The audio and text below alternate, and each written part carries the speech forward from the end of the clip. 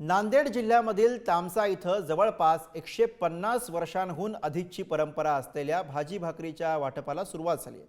रानामध्ये मिळणाऱ्या सगळ्या हिरव्या भाज्या एकत्र करून त्याची भाजी बनवली जाते। विशेष म्हणजे या भाजीमध्ये कुठलाच मसाला टाकला जात नाही। 200 क्विंटल भाजी आणि हजारो भाकरीचा आस्वाद घेण्यासाठी इथे गर्दी झाली। हदगाव तालुक्यामधील 15 ते 20 हजार लोक या भाजी भाकरीच्या प्रसादाचा आस्वाद घेतात।